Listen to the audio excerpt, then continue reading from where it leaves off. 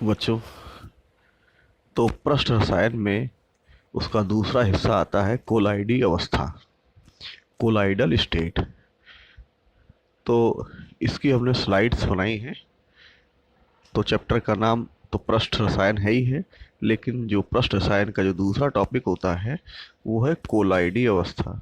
तो थोड़ा बहुत आप लोगों ने हाई स्कूल में भी इसके बारे में पढ़ा होगा।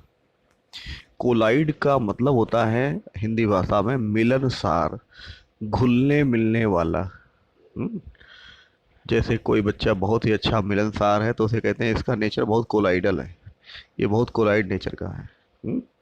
तो कोलाइडी अवस्था तो शब्द लिया गया है मिलनसार से। ठीक।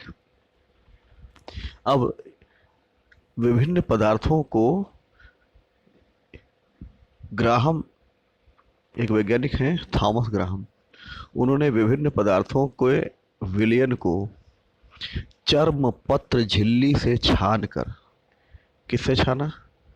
चर्म पत्र झिल्ली, यहाँ दिख रहा होगा आपको, चर्म पत्र झिल्ली से छान कर उनका अध्ययन किया और इस आधार पर पदार्थों को दो वर्गों में रखा गया। पहला वर्ग है क्रिस्टलाभ।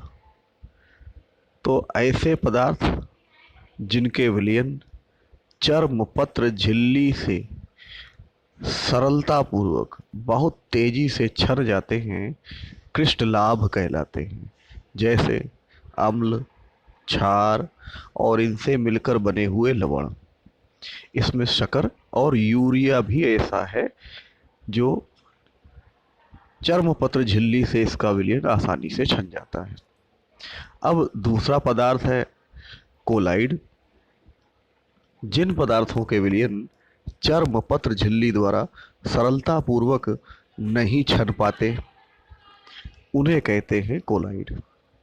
ये या तो बहुत धीमे धीमे छनेंगे या फिर बिल्कुल छन ही नहीं पाएंगे।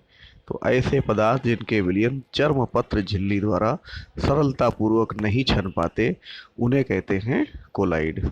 जैसे स्टार्च, प्रोटीन, एल्ब्यूमिन, जिलेटिन आदि। तो अब क्लियर हो गया। थॉमस ग्राहम ने पदार्थों को उनके इस गुण के आधार पर दो वर्गों में रखा था। पहला है क्रिस्टलाभ, दूसरा है कोलाइड।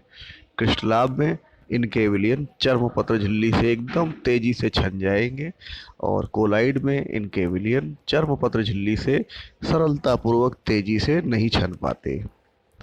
अब आते हैं दूसरा मत, जो आधुनिक मत है। उस आधुनिक